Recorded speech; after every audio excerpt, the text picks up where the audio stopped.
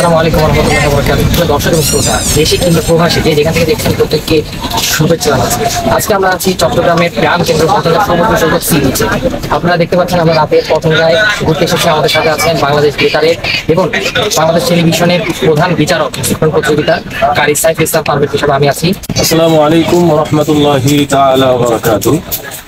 দীর্ঘদিন পরে আজকে চট্টগ্রাম সি বিচে আসছি। সমুদ্র সৈকতে আমাদের দুইজন ছাত্রকে নিয়ে আসছি, হাফেজ রাকিবুল ইসলাম, হাফেজ রাইসুল ইসলাম, যাকে আপনারা উপস্থাপনা করতে দেখেছেন। চমৎকার উপস্থাপনা করে, চমৎকার কথা বলে। তো আজকে আমরা এখানে এসেছি ঘোরার জন্য মূলত।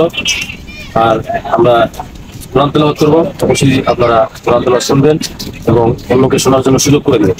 বিসমিল্লাহির রহমানির রহিম।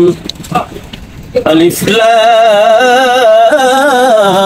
ميم ذلك الكتاب لا ريب فيه هدى للمتقين الذين يؤمنون بالغيب ويقيمون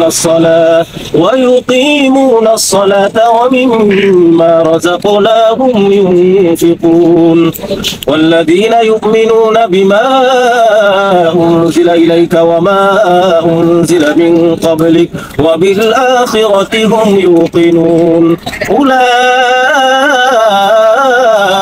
على هدى من ربهم وأولئك هم المفلحون إن الذين كفروا سواء عليهم أنذرتهم أم لم تنذرهم لا يؤمنون ختم الله على قلوبهم وعلى سمعهم وعلى أبصارهم غشاوة ولهم عذاب عظيم صدق الله العظيم।